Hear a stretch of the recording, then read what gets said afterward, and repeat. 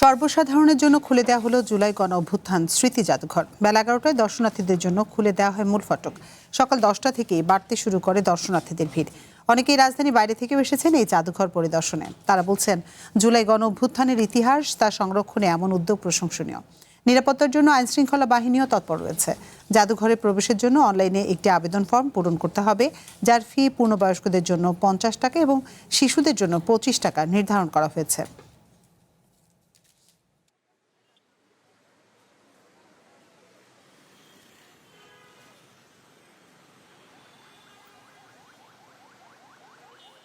এ বিষয়ে বিস্তারিত জানাতে রাজধানী শেরেবাংলা নগর থেকে আমাদের সঙ্গে যোগ দিচ্ছেন সহকর্মী তানজিন অন্ত। জুলাই স্মৃতি জাদুঘরে সকাল থেকে মানুষের ভিড় কেমন দেখছেন, আর দর্শনার্থীরা যারা সেখানে এসেছেন কি বলছেন তারা?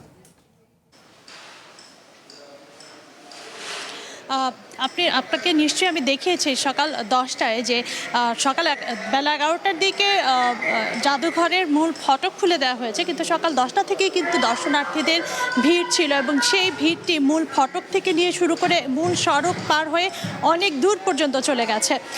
তুমুল বৃষ্টি হয়েছে, সেই বৃষ্টিতে ভিজেও কিন্তু শিশু থেকে নিয়ে শুরু করে বয়োবৃদ্ধ সকলেই কিন্তু অপেক্ষা করেছেন এই জুলাই স্মৃতি জাদুঘর দেখার জন্য। এর মধ্যে ফটক খুলে দেওয়া হয়েছে। যদি আমি একটু বলি যে জুলাই স্মৃতি জাদুঘরের মূল ফটক খুলে দেওয়ার পরে একটু ঢুকতেই বাঁ হাতে পড়বে গণ অভ্যুত্থানে যেই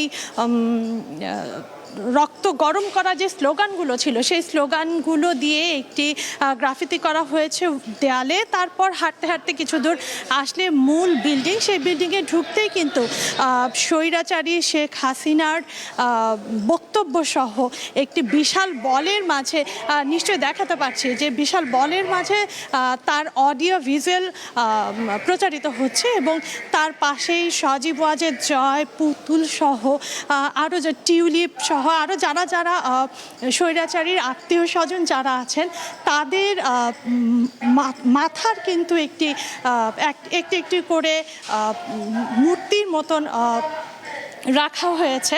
দর্শনার্থীরা এর মধ্যে এগুলো উপভোগ করতে শুরু করেছেন এবং একটি সাইডে বিশাল বড় একটি স্ক্রিনে আন্দোলনে যেই জনতার ঢল ছিল সেই ঢল কিন্তু প্রদর্শিত হচ্ছে। এবার যদি আমি একটু ভেতরে প্রবেশ করি, ভেতরে ঢুকতেই দেখা যাবে শহীদ যারা হননি, যারা আহত হয়েছেন জুলাই আন্দোলনে, তাদের ছবি কিন্তু দেওয়া হয়েছে। বিভিন্ন রাজনৈতিক দল কিংবা মতের নাগরিকেরা কিন্তু এই জুলাই আন্দোলনে অংশ নিয়েছিলেন এবং তাদের স্মৃতি রক্ষার্থে অনেকে পায়ে গুলি লেগেছে, নানাভাবে আহত হয়েছেন, তাদের ছবিও কিন্তু এখানে সংরক্ষিত হয়েছে। একটু কথা বলতে চাই ভাইয়া আপনার সঙ্গে, একজন দর্শনার্থীর সঙ্গে একটু কথা বলবো আমি।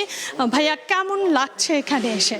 হ্যাঁ, আলহামদুলিল্লাহ ভালোই লাগছে। আসলে এখানে আমরা এতদিন অনেক কিছু এখানে দেখতেছি, আমরা মোটামুটি জুলাই সম্পর্কে জানি, হাসিনার টর্চার সংক্রান্ত বিষয়গুলো আমাদের কাছে খুবই পরিষ্কার, কিন্তু তারপরও এখন এখানে ঢুকে মনে হচ্ছে আমরা অনেক কিছু এখানে, যেমন টর্চারের জন্য ব্যবহৃত জিনিসপত্রগুলো যখন দেখতেছি তখন মনে হচ্ছে আমরা এখনও অনেক কিছু জানি না, যেগুলো কি মানে এখানে এসে জানতে পারতেছি।